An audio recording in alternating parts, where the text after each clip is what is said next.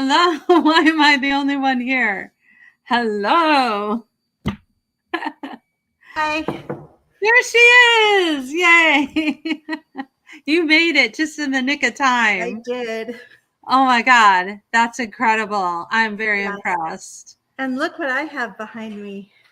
What is it? Oh, what? Yeah, I had it made up. It's our Psi Chicks logo, and it's to bring with us to when we go to the Conscious Life Expo next week, where we do our next podcast in front of an audience, I guess. Yes, in front of an audience. And you know who's our guest tonight is our guest tonight, Lesley. She's going to be there also. Is she really? Yes. Oh my gosh, that's meet so her cool. in person. Yeah. I didn't know that. Yep. Yeah. Sweet Bob. So I'm getting all our paraphernalia ready for that. Oh my gosh. So you made a flyer or poster, whatever. What else did you do? We've got Psi Chicks business cards. They're gold foil embossed. I haven't seen them yet. And I got some pens, but they were expensive, so I only got 10. So hopefully we'll only have 10 people there.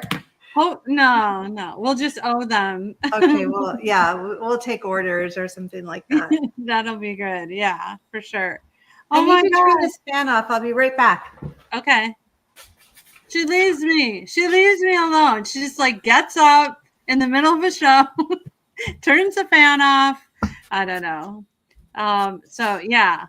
If I was still working with Art Bell, he would have a fit because this would be called dead air. But I just kept jibber jabbering, so I saved the day. Don't do that. Leave? Okay, I'll be right back. No. Oh my God, you're hilarious.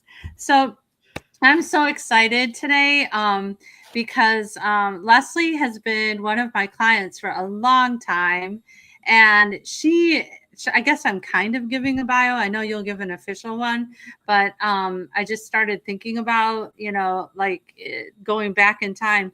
But she is so talented on different levels. Like she's like us. She's like a theater person. So I'm not sure if I even told her that I used to direct musicals. But yeah. And she's like, I think her husband's like a famous something. He's a drummer. I read in his. He's a drummer. He's won Emmy Awards, and he's also an adjunct professor of music at a university in Canada. I think. Are they from? Yeah, they're in Canada. Yeah, definitely. So yeah, I am so excited. She has such a bubble of energy, and just like her whole life is so cool. So I'm so excited for you to meet her, and it sounds like she has amazing stories of all the people that she's worked with who've had UFO encounters or abductions and things like that. So yeah, there's a lot of questions I really want to ask her about. Yeah. So before we bring her on, so how was your week or 2 weeks since our last show? How's it going? Yeah, well, been busy. Been really busy, but yeah, I've actually had like some time slips. Like I was teaching a remote viewing class, and I was supposed to actually interview Julia Mossbridge right after, and I somehow lost an hour of time. And so I told my students, I have to go. I have this interview, and it's coming up in 15 minutes. And then I got to my email, and Julia's like, hello, where are you? I guess this isn't going to happen. As it turned out, I went instead of my 3-hour class, I went for 4 hours, and I didn't even know it. So I'm like, wow, this is pretty crazy, like time slip for sure. And nobody said anything in your class? Like, don't they have lives? No, they just live for you. That's what. They just they're obsessed with you, and they're like, no, we're just going to stay in the class because all other life doesn't exist. Well, I appreciated it. I don't always have that happen. A lot of times if after doing this work for so long, it's like, I just have staying power. Like I'll just sit there for for 10 hours, but usually by then everyone's gone. If I remember correctly, I think you always had staying powers, except for, you held your own. even with me. Yeah. How about you? Did you do anything this week Yeah, that was just interesting? yeah, like multi thing, like lots of juggling and getting things done, and yeah, just a lot of work, and yeah, some very interesting things going on. I don't know if you know about the News Nation. Did you hear about this whistleblower? I don't. It's they're talking about this kind of egg-shaped UFO. So there's like team A that thinks it's a hoax, and team B that, the same old story. So I'm Yeah. not sure if Lesley knows anything about it, but that would be cool to ask her if she has an opinion on any of that. So Yeah. One of my clients wrote to me and he said he sent me a couple, well, one UFO video with Russ Colhart. Is that how you say yes. it? Hmm. Yeah, it may be what you're referring to. It was maybe a week old or so.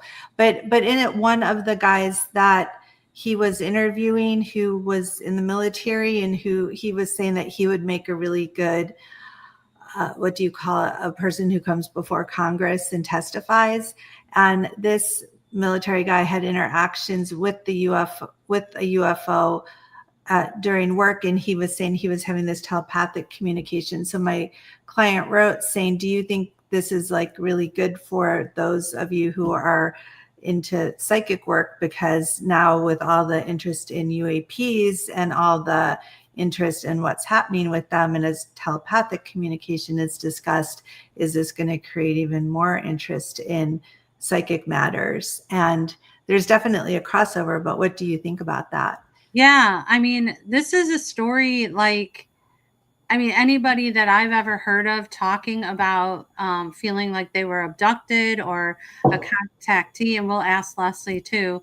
But I think they don't seem to be talking to them person to person. It's usually in their thoughts. And so that does make sense. And it's, it also, because I have such an issue about the kind of science about an actual physical, like flying saucer or whatever it is, being able to travel the speed of light, but also be able to have a physical being inside this thing traveling that fast. That makes sense that if there are aliens that visit us, they would have to be interdimensional or somehow find a different way than some physical. So it makes sense that the mind, would be communicating that way. I think they also talked about these radiation burns, and I've heard so many stories. There's another guy that was my client, and he lives in Australia. I think it's Australia, and he has pictures of like third degree, like bubbled up on his arms. And he has these weird headaches that he never had before, like a whole bunch of stuff. And then also uh the Fort Rendlesham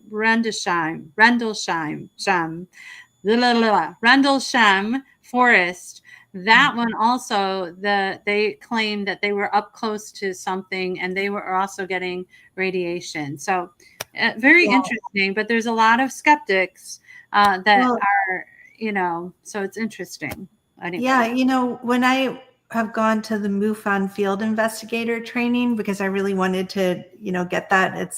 Yeah, it's like 2 day long training, pretty extensive.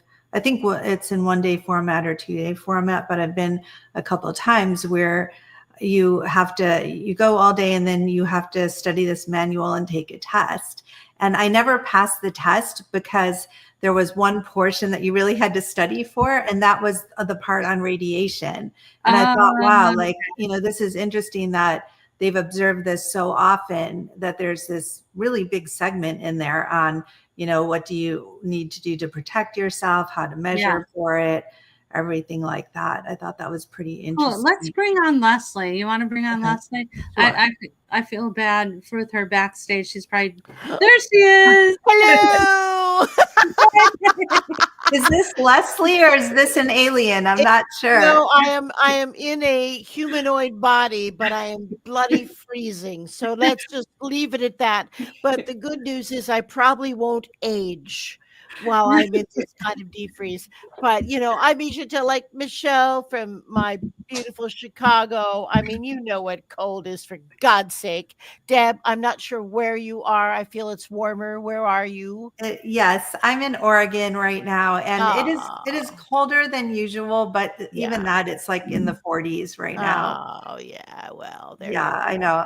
Anyway, but I am going to see you beautiful ladies at the conscious, not the self-conscious life expo. That's a whole nother expo. No, but the Well, conscious life expo.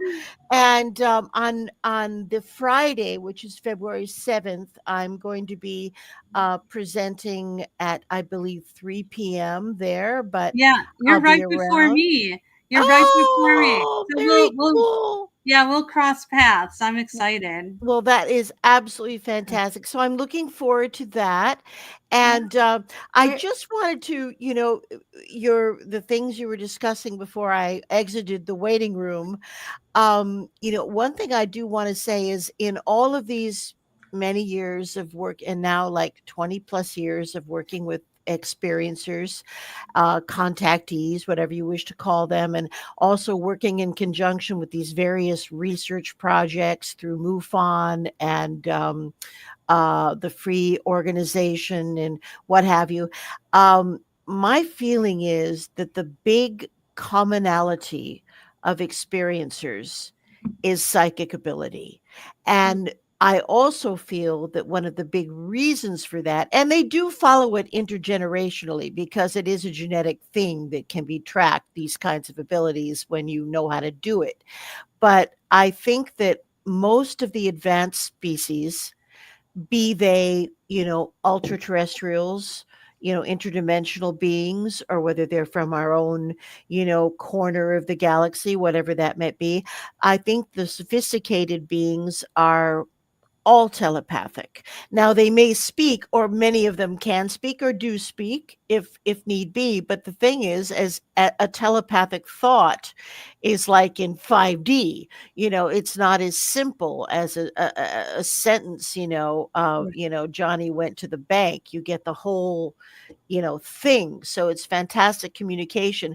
So I really believe at this point that that is the commonality, because it certainly isn't education, it's not financial status, it's nothing to do with ethnicity or spiritual belief systems. It crosses all, in my experience, I can only speak to that, it crosses all boundaries. And in the the wonderful research program that I was involved with our friend Kathy, she it was about 10 years in the making, and the conclusions of this massive research project into extraterrestrial communication, or whatever you wish to call it, was that most experiences, I mean, upwards of, I'm going to say upwards of 60 some percent, were either positive or benign. A Hmm. very small amount, I'm thinking it was, 15% or something, were disturbing or frightening or upsetting.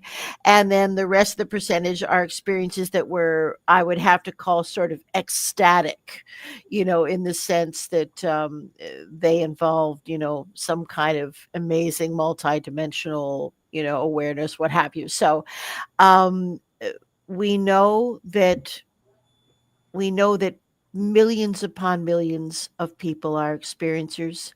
We know that 14 million people have filed reports with MUFON. So that is just the tip of the iceberg, in Hmm. my opinion. So, Wow. anyway, there you go. But so, and telepathy is it. can I just stop you there? So were you referring to the study that was done? You mentioned Kathy. Oh, Um, Kathleen Marden. Kathleen Marden was the director of the Experiencer Research Project. It was called, and it was done under the auspices of MUFON, and it went on for like 10 years. I think we finished it 2 years ago, 3 years ago. There was a very, very similar research project that I also participated in for the organization that is now called Free Experiencers, and that was Dr. Edgar Mitchell's organization. I believe it's now run by Ray Hernandez. Okay. So, Yeah. and amazingly, both huge projects, although there was no sharing of information, they both came out with, well, there might have been sharing of practitioners, but they would have been different cases, as so that the results were the same. The And results were really identical, which was, I thought, quite fascinating. well, I want to ask you, I am quite familiar with Ray Hernandez's book called Beyond UFOs, The Mhm. Science of Consciousness in Contact with Human Intelligence. And then say the name did it result in a published book, the one by Kathy, so people can find that one? I do not believe that those results per se, although she has certainly mentioned them in other books and referred to them, I am not aware of a specific publication that focuses just on that research project. Okay. And I had a question because also, as you said, they found that they were kind of surprised to find that people a lot of times reported these experiences as positive. Yeah. However, I did have a question about that Hmm. because I wonder, I know some of the people like Travis Walton, he initially found the experience horrifying and disturbing for many years. And then after years of processing it in all different ways and speaking about it, he had a change of heart. And so I wonder how many people who were interviewed were in that position, that they did get help like by someone like yourself and help reframing it.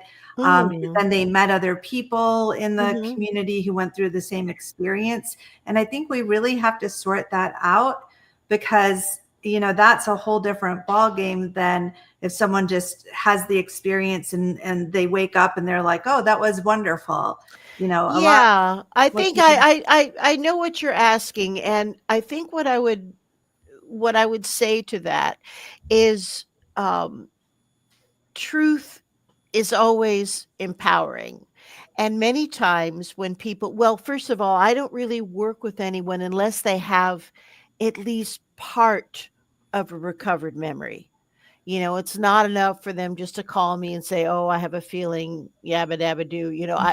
There has to be at least a partially recovered memory, and invariably, when we get in there, through various regression techniques, when we get into that moment or that specific incident, it has a very different flavor from what the individual has taken away from it.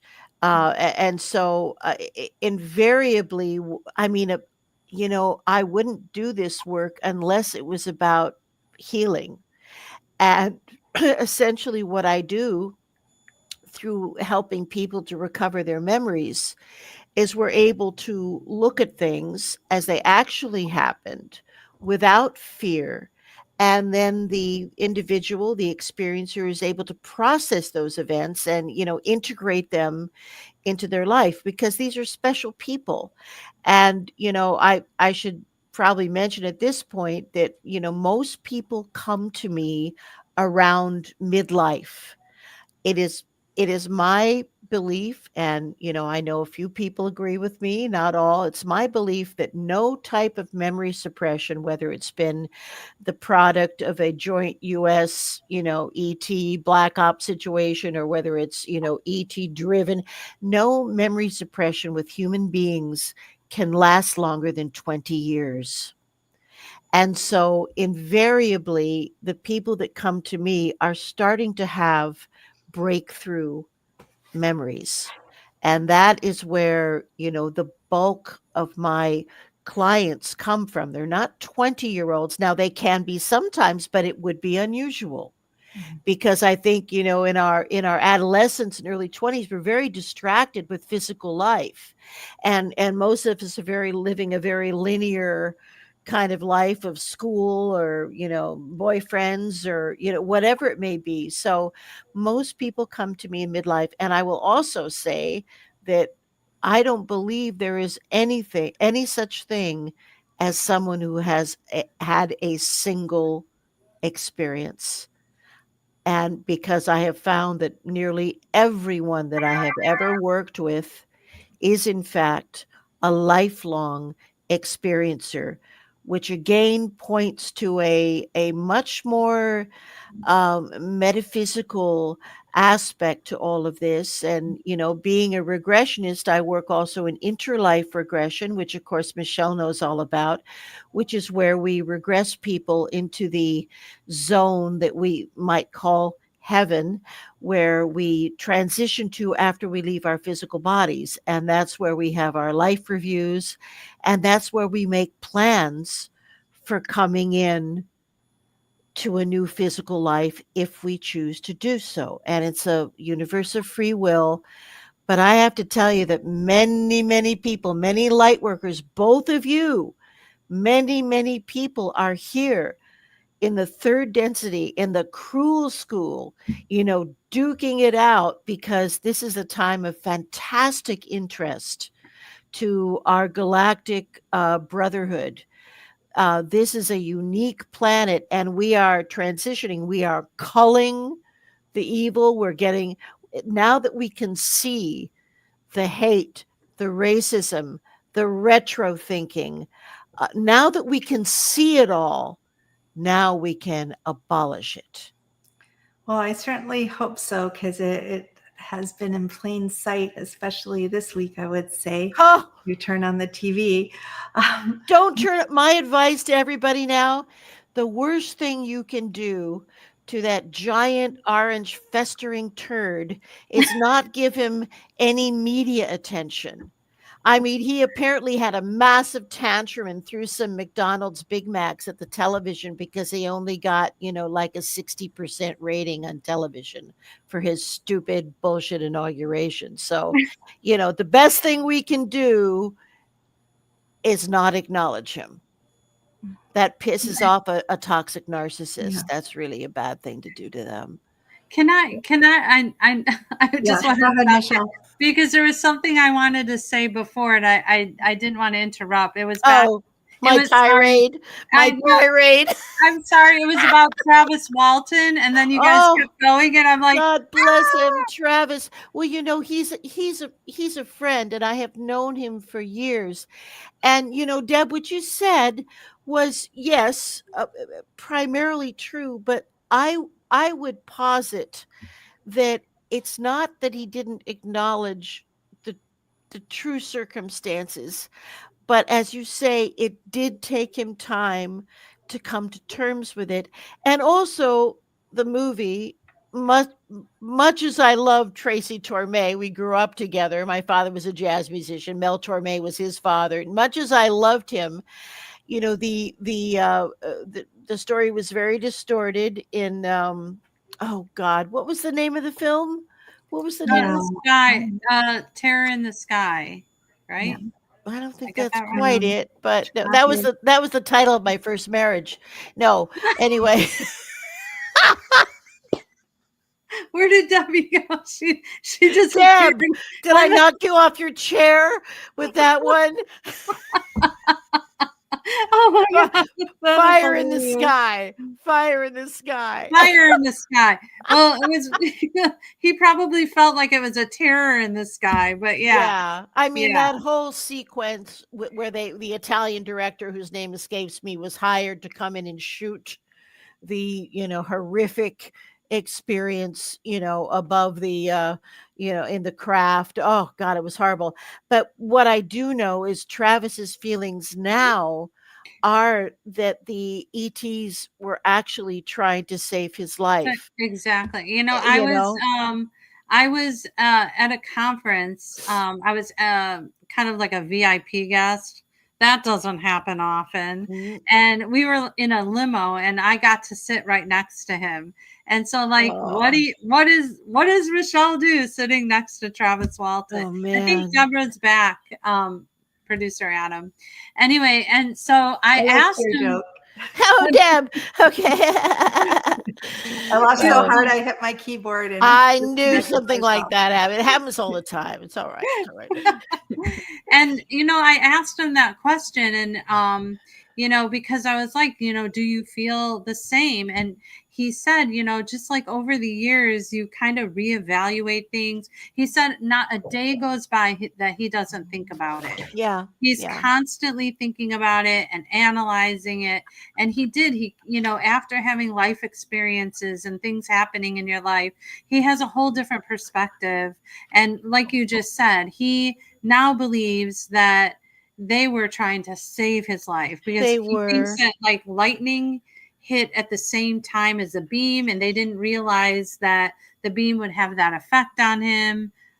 Something like that. Can I play devil's advocate here, though? And we should probably say for the audience that's listening who isn't familiar with his story, this was the case where loggers, I believe they were out in the forest, and then Yeah, Ross forestry came. guys were out in the Snowflake Forest in Arizona, and Travis Walton, there was, disappeared for a number of days. I believe it was a week, right? And Yeah, then reappeared mysteriously in a small town, at a phone booth with no clothes on. and So yeah. they had all seen the craft, and his friends ran, and then Mhm. he didn't, or he went back or something, and then he disappeared. And at first people accused his friends of killing him. Yeah, they Mhm. did. And Oh, there it yeah, is. there Look at it is. that. Yeah. But so here's my question. Because I've had some psychic and clairvoyant encounters with alien beings who were not very nice. Mhm. And so my question is this a situation kind of like the Stockholm syndrome, where people are trying to find a way to cope with it? And again, there's a lot of positives that can come out of the the social part of it, people getting therapy, people getting support that they didn't normally get. But is there an aspect of this where it would be too terrifying to go in any other way other than to try to convince themselves that this was a positive thing? And my concern Well, is that it may be drawing other people in to be like overly open or to these encounters where it may not be good for them. I would say firstly that most people who have been selected for communication don't have a big choice about Mhm. it, at Right. least initially. And it starts, as I said, from early childhood. I have, I've had, people recount experiences as an infant, as being 6 months old and being examined. So this is often a lifelong thing about which there is not a huge amount of choice. Now, as far as remembering things accurately, um, and processing trauma, I think I should probably, this is old news to you, Michelle, but I think I should probably explain a little bit about how we work with traumatic memories. Oh, there he is, sweetheart. As hypnotherapists. Now, we now know in psychology, psychiatry, that to relieve trauma, we do not need to make people re experience that trauma. Now, that was the way of thinking from the 1900s. They would use exposure therapy, which we still do, but they would do it in a very, horrific way. Like if you were afraid of spiders, somebody would have to stick their hand, a patient would have to stick their hand in a cage full of spiders for as long as they could. And gradually, as the desensitization happened, they would increase that until finally the phobia was minimalized. Well, what we do when we're dealing with traumatic events, especially in regression, And I'm, I'm right there with the client, and I was a psychiatric nurse. I'm looking at all of their vital signs, their respiration, their talking to me. As soon as any kind of agitation or fear begins to manifest or increase in respiration, I immediately turn that person into an observer. Mhm. And by doing that, they are still able to process the experience in an extremely realistic way. It's like going into your higher self. They have the overview and they can describe the things and still process them, into the conscious awareness, but yet it is without trauma because they are not experiencing it in a physical body per se.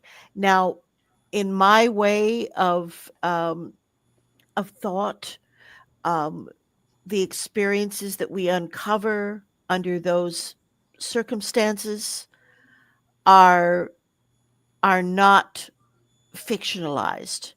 They are not hallucinations. And there are often, like after a person comes to see me, they might have some more, dreams that involve clarification points from the beings. Now that's one thing. Now you mentioned that you have had psychic contact with some, unpleasant beings, but what I'm going to say to that, and this is just something to think about, there is a universe of creation out there. We have, the jinn, who are tricksters, who are actually endemic to this planet. We have various types of beings and, earthbound entities, if you will, that are often masquerading as ETs.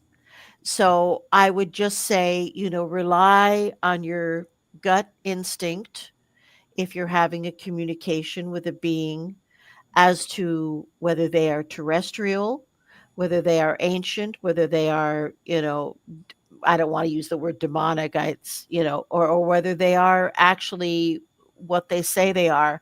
Now, I had Stephen Greer told me, I mean, short of the whole protocol, right?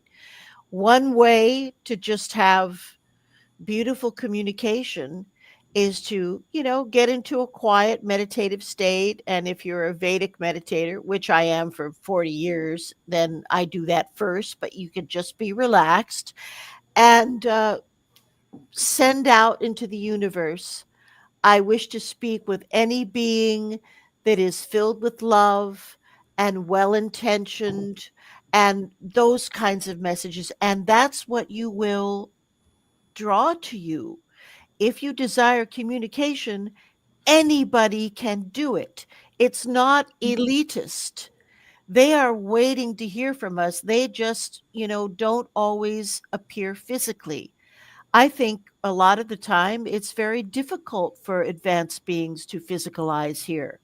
And that's why we have so many what I would call psychic interactions. That's a whole lot easier for them, right? Or even if they were going to do some type of holographic technology, which apparently is quite common on the big motherships, where different beings who are so far away or whatever will sort of, beam in holographically. So just make sure that your intention is pure and go with your gut and don't talk to any assholes. And that's a general rule, whether they have assholes or not. If they're bad, don't talk to Yeah. them. Yeah, and it does get confusing for people like who and what they're dealing with. And so I have a couple clients who at different times have come where they're really being tormented by some kind of communication from individuals and groups, and it's been hard to sort out who they are. But I know that two things: when I'm doing clairvoyant work with them, I will start to get some of the same exact communications without them having told me exactly what they say or look like, but then we can verify it. And after I hang up with them, the two individuals in particular, I will have like what is called the hitchhiker effect. And I was curious if you've ever had this happen, but for a couple days where they'll stick around. Now I'm pretty good at just saying, leave me alone. I'm not listening. But some of these, like, you will feel such intense body sensations.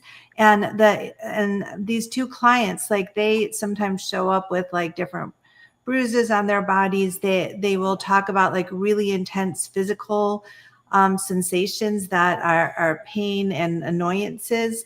And I know what they're talking about because I will even like start to feel it right before they call. So I've had like enough verification where, the same thing doesn't happen with other people, but it happens with them. And I have one person, maybe I can send her to you, because she was convinced that these were actually a group of people somewhere doing some kind of telepathic experiment or something on her. And my sense was that they're like interdimensional spirit, but they're so real and they show up like people, but they're rude. I tell her just try to ignore them, but she's like absolutely tortured, and her mother has started being like tortured by them too. I think this is something else. This is not what advanced extraterrestrials do. This is, but I think that there are all kinds of discarnate beings that aren't necessarily physicalized, some who really like to mess with us. I would just say, I would say that communication should halt, is what I would say. Right now, and that everybody should be cleansed spiritually. This sounds much more like jinn, or also, another possibility is that there are, and I don't want to sound paranoid, but I know from many of my close friends, including now Colonel Randy Kramer, there are all kinds of hybrid black ops programs going on that involve not only remote viewing, but different kinds of telepathic control. So it could be just pure humans in a room somewhere up there in area 51. It could even be something like that. It could be just humans remote viewing and experimenting with telepathic abilities. That's what that's what I'm starting to think. And like at first she thought, it was actual people. And then I was like, no, it's got to be spirits. It doesn't have to be. But there's like a hierarchy, like they have a boss. Yeah. The boss has kind of been AWOL lately, and it's like they're doing jobs. And we both, like, I saw this independently from what she had seen. So they are acting like people, which is, but their communication is so clear. It's crystal clear. Well, they learned how to do it. I had a close girlfriend, and how many years ago was it? Like 1973. She was working out in Dreamland with communication. The Soviets were doing it back in the Cold War in the 50s. I mean, we have all kinds of sophisticated programs and techniques, and there are also now, and have been for a while, mechanical devices that are implants of a sort that are like step up transformers, which the government has developed, which also their operatives can use. So if I were to just say what my instinct says, this sounds really humanoid to me, and it has a kind of a military stench. Yeah. And have you, and Michelle, do you have any questions for her? Because I could keep going, but I want to make sure. I just wanted to, we have a question from Danny Caputi. Oh, Caputi. Caputi. Sorry, that's why. Danny Caputi, come vai? Oh, there she is. Okay. Look. Oh, you know what? I don't think that was probably my inability to express myself properly. I didn't say that exposure therapy doesn't work. It does work, and we use it often now, and now I'm speaking about my life as a psychotherapist, we use it in treating post-traumatic stress disorder, particularly for people. I work with a lot of frontline responders, people who, that would include any kind of people with PTSD. Exposure therapy does work, and but it still is not as brutal as it was at the turn of the last century. It's still used for sure. And the people, at least in Canada, I can't speak to the US, but occupational therapists who have very advanced degrees are the people that actually utilize exposure therapy when, myself or a colleague is working with someone who is suffering from PTSD. I understand it, but I don't do it myself. It's typically done by a occupational therapist, but it absolutely works. There is also another kind of wonderful therapy that we are using in situations of trauma. It's called EMDR. Mm. And that might be something that you would want to look at, because I'm telling you, it is the future of treating trauma. I really believe Can that. you, for people who don't know what that is, can you give a brief synopsis? Well, it has to do with rapid eye movement, and it has to do with guiding the patient through the traumatic experience, and then you switch the functioning to different sides of the brain. And by doing that in a specific way that involves rapid eye movement, we are able to actually short circuit the neural pathways that are carrying the trauma messages to the brain. Yeah. Hmm. Yeah, my son actually had that done, and they had these two metal paddles that Oh, vibrated. yeah, some Yeah, some some therapists use that. It's not necessary, but some do, yeah. yeah, yeah. It But that worked. it does work. And these kinds of therapies that involve our own brain chemistry and the way our own brain works, this is really the cutting edge of psychological services. Medications are helpful. They can be life-saving. But, we have to sort of keep in mind that psychotropic medications only help about 50% of the people that take them. So there's room for improvement. Wow. Yeah. That's very cute.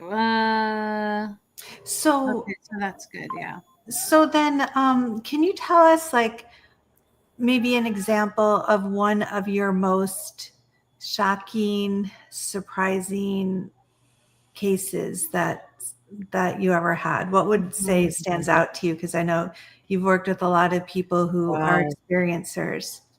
Shocking. Well, I don't have anything really shocking to report, because when I'm in there working with a client, I'm sort of in the zone too. I'm kind of like with them.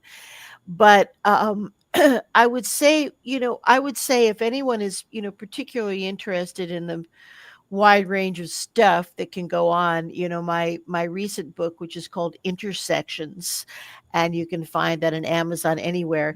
It is a detailed recounting of my work with a client, one specific client who was a college professor, and we went from him first becoming aware that that he had even early childhood memories, to his present day life and integrating his experiences. And one of the things that was it was fascinating to me. At a certain point in in our work together, we decided to go to make, the client accessible to channeling, as it were. So I inducted him into a trance and did all that. And then he had a specific female spirit entity that he was engaging with, that he called his twin.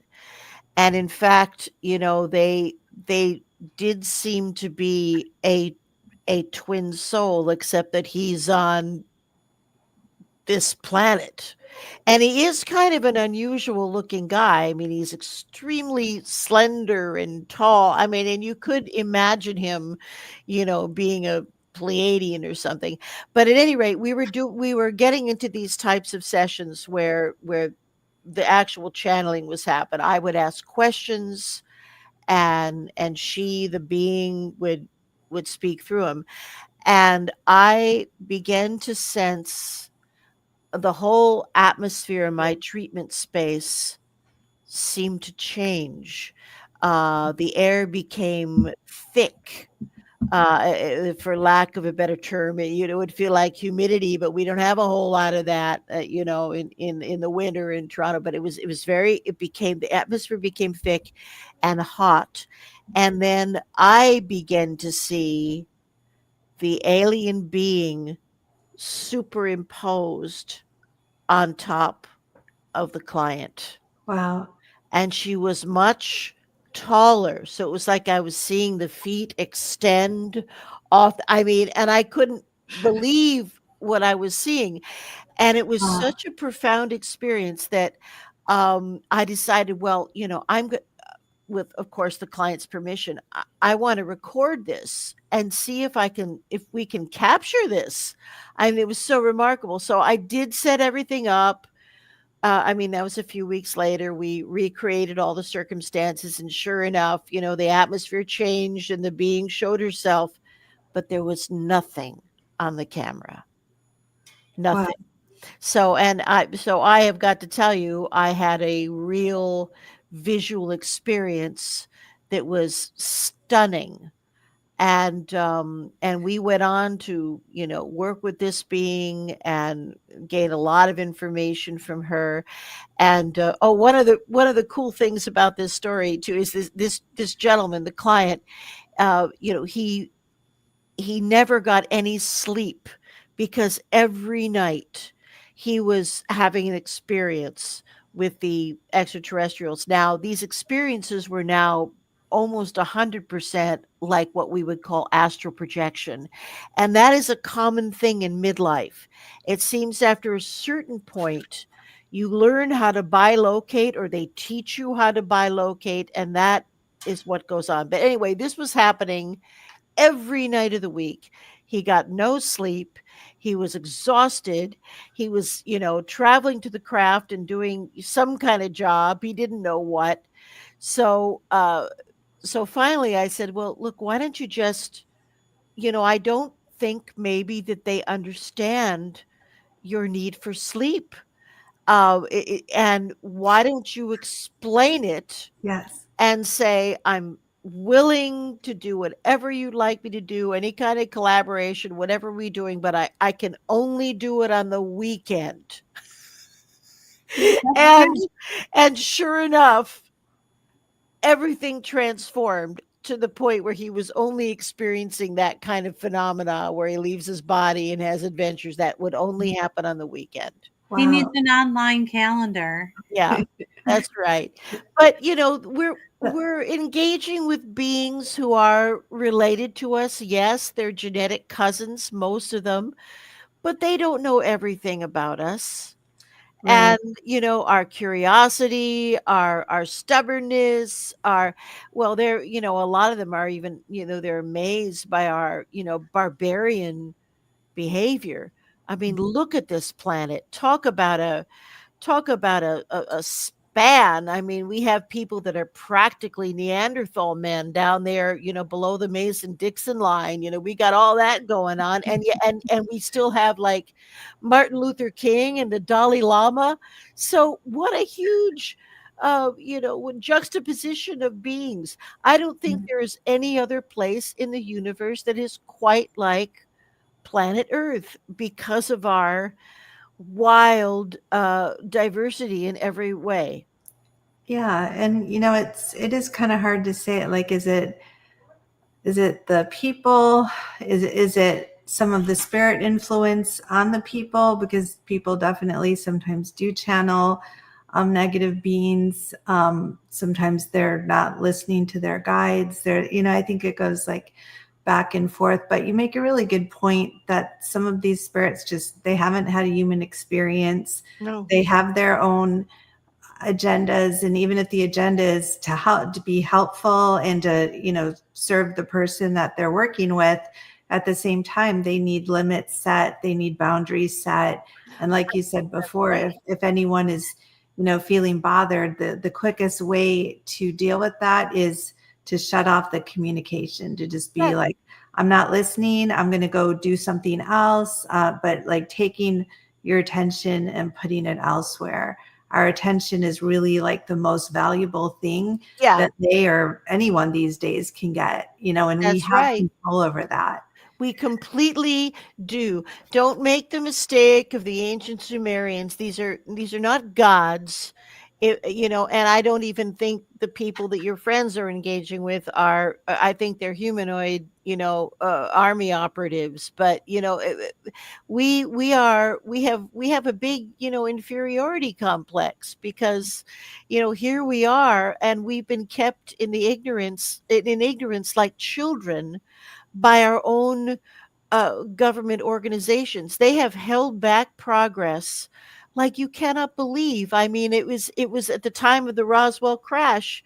The Harry Truman was offered the free energy. I mean, that's a thing that exists. Tesla knew it existed, and he said, "Oh no, no, it'll be financial collapse. We can't do that." So we have rejected, I would say, benign help. And I think that there is a kind of Gene Roddenberry United Federation of Planets. I think that something like that does exist. And there are certain things, I think there's basically a hands-off policy, except when it comes to us, setting off nuclear bombs and destroying space-time. They're on top of that, and they're going to turn off that shit whenever it happens. Can That's what they're going to do. Yeah. I want to go back. I don't want to interrupt, but I want to also talk about, you know, our definition of what is good and bad is a Hmm. human construct. We made up what's good and bad. We even made up those words. Hmm. And I truly believe that, we can perceive something that seems negative. I guess I kind of did try to talk about this, and we have like a YouTube short where I was trying to describe it, but I'll try it again this time without cracking up. But so if we look at animals in the wild, and they're just trying to get food, but Hmm. or sometimes you can see the baby lions, and they're playing, but they look like they're hurting each other. So we're taking our perception and putting it on them. But Hmm. they're just playing, or they're just trying to find their food. And so I kind of feel like if we have beings that we automatically jump to the fact that they're evil, or they have a negative intention, it we need to take a step back and kind Hmm. of really look at, like, you know Well, kind of maybe a better question is, are their goals in alignment with ours? Is what they're trying to do serving us at the moment? Well, I think primarily yes, but we have to remember that there are many types of different beings out there with different agendas. There's some reptilians that we have agreements with. There are some that are snarky. I mean, we there are, just like here is above, so below. But I completely agree with Michelle when she talks about, like, for instance, I don't believe that they have big issues about genetic manipulation or enhancement, right? Like, we consider our bodies or our temples, and you can't take that material and blah blah. I don't think that kind of attitude persists in most of the galaxy.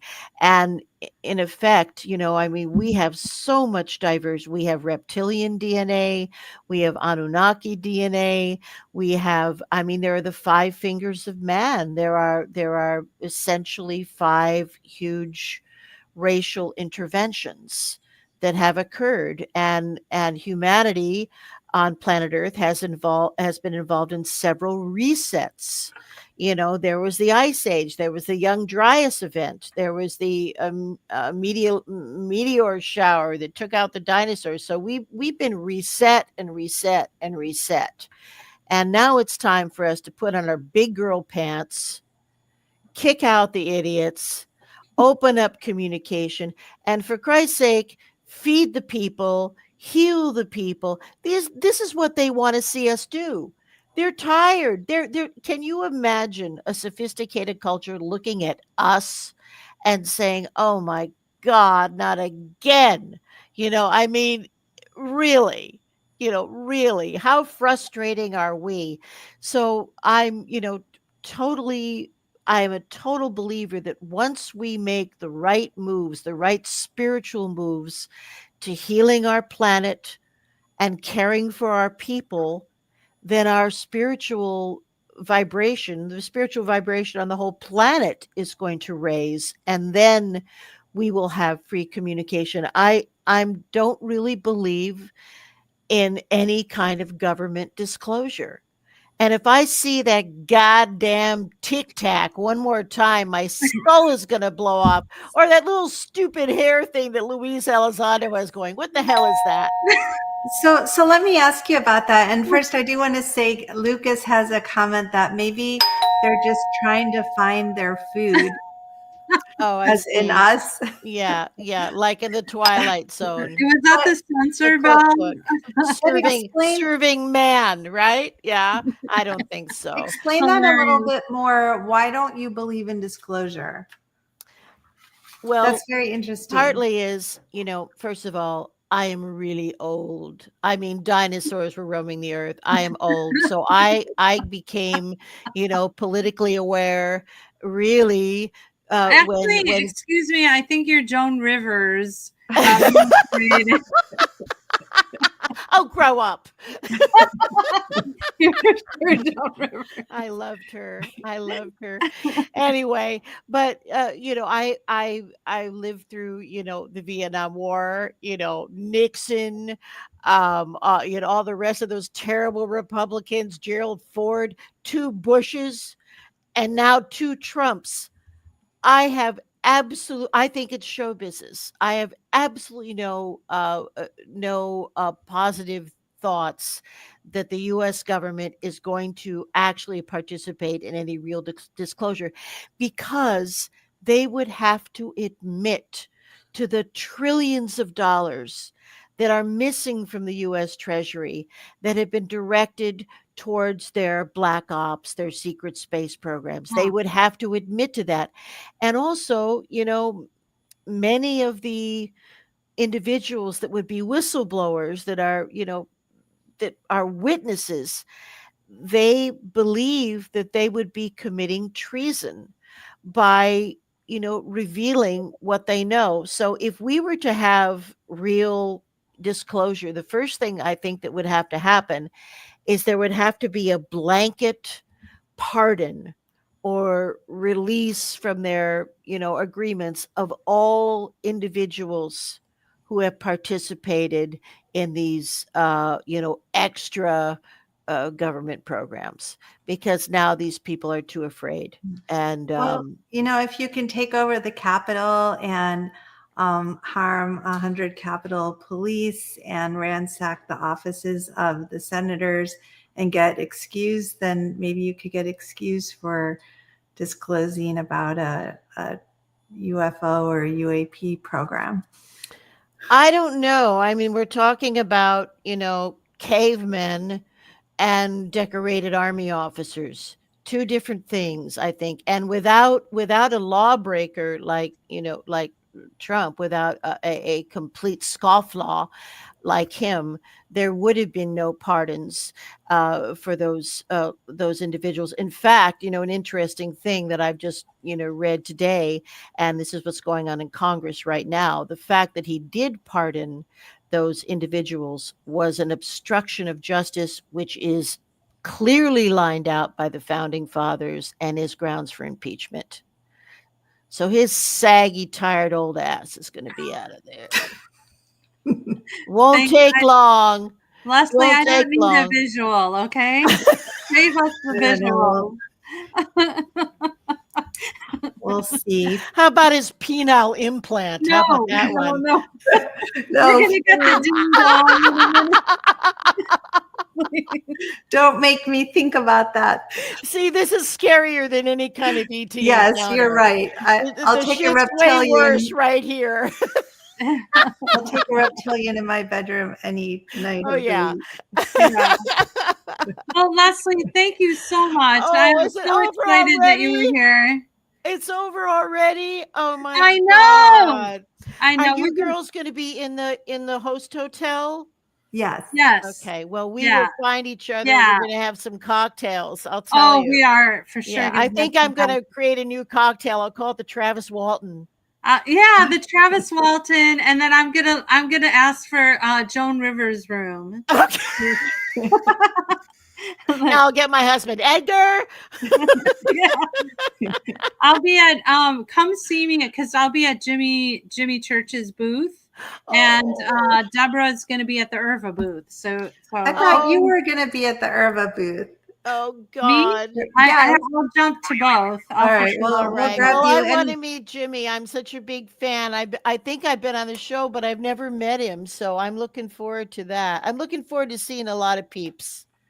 Yeah, and we even have some people in the chat. Julie Star Parker is going to be there, and hopefully, if anyone else is free who's in the chat or listening to this, come to the Conscious Life Expo, and it'll be next weekend at the LAX Hilton, and it'll be great to see you there. And we will be broadcasting live at that point as well. Lesley, are you going to be doing a podcast there as well? I'm actually not. It's just going to be me and my laptop and some business cards and some books, and that's all I got. So that's enough. That is enough. Well, it'll be great to see you. Oh, absolutely. Yeah. I'll check in with you gals then, and I won't be Thank you so much. It's been my pleasure. What fun. Thank you for having me. Try to stay warm or thaw out a little bit.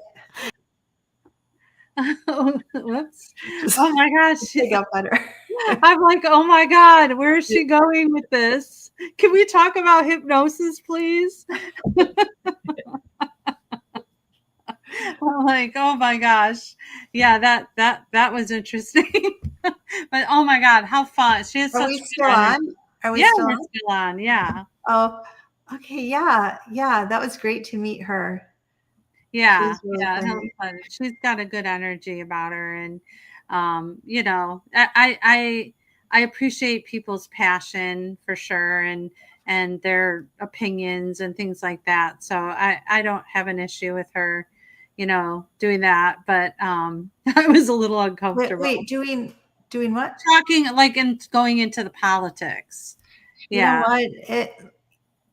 I think we can't avoid it because it's right there in our faces, you know, and a lot of people are being traumatized at the moment. So while we don't want to make the show like, you know, all about that, I know that, you know, it's important. A lot of people are being really impacted. I know, but I like to keep you know me, I have the rose colored glasses on. Everything's so great. Everything's so wonderful. I just watched C-SPAN, the Spanish channel. Yeah, if you had actually watched C-SPAN today, because they had Robert F. Kennedy Jr.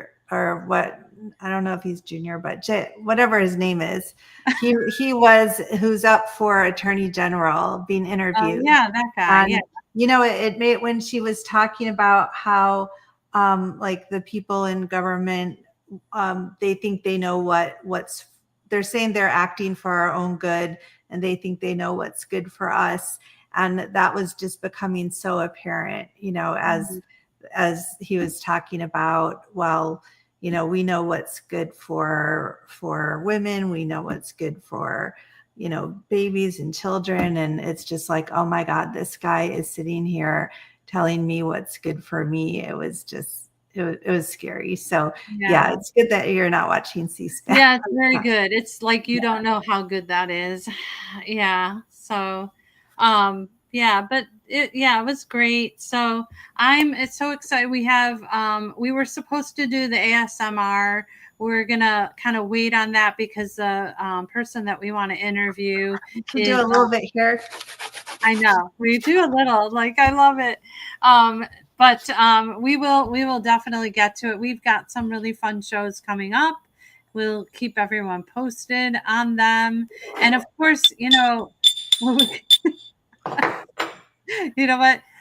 It's a little annoying. Okay. Let me just say, I think it's really annoying. Like when I hear people doing it, like they're whispering. Someone relaxing. Well, so that's a good point to talk about because not everybody likes it. You know, like my sister, like if you eat a banana in her presence, she'll get angry. Like she can't stand people eating bananas. So like anyone or just people that chew really loud? I think it's bananas, actually. I think it's just something about bananas. Maybe I traumatized her when we were little with bananas. I don't know, but that's very interesting. Yeah. So it'll be interesting to talk to this guy and find out like why some people love it, why people don't love it, and then also give everybody here a chance to experience it. So so that's good.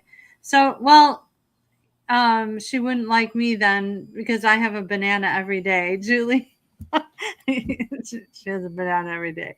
Some people have an apple every day. Sarah said it's the smacking sound of eating bananas. Yeah, something about bananas. I know. So anyway, so yeah, I think like the next time we're going to see each other in person next week. So, and we're going to be on our show. And yeah, I think I'm so excited. So yeah, it's going to be so nice. I love it. I love it. Yeah. So, I know the one other thing I wanted to tell people is if you guys have suggestions of topics or people that you want to have on the show to hear from, please let us know. You can just reach out to us on Facebook or our emails, or I think we have in the description under the show a way to reach us. And so, yeah. Oh, I know Chris. Okay, maybe I'll see if he'll be willing to do that. In the meantime, please like and subscribe to the show. That helps us boost the numbers up so that we can get like Chris and all these other cool people, because they'll look at our numbers and go, oh, there's only 20 people. Aren't we cool enough that our numbers don't matter? Yeah. I forgot about that. Yeah, thanks for reminding me. We're cool enough. So I look in the mirror every morning and I go, we're cool. Psi Chicks are cool enough. That's right. And look who we have here. We have Sarah and Julie and Rose and Kat and Lucas and Carl, Liz. What if you miss someone? You're going to hurt someone's feelings. You're going to be here all day. Danny, of course, we'll have to have Danny join us again. That was so fun when I think she was on our very first episode. Yeah. Andrew was here. Yeah. So, we have the important people are here. We need more people though. We need more people. All right. So I think we're good, right? Ready to sign off, kiddo? Yep. Okay, producer Adam. Bye, everyone.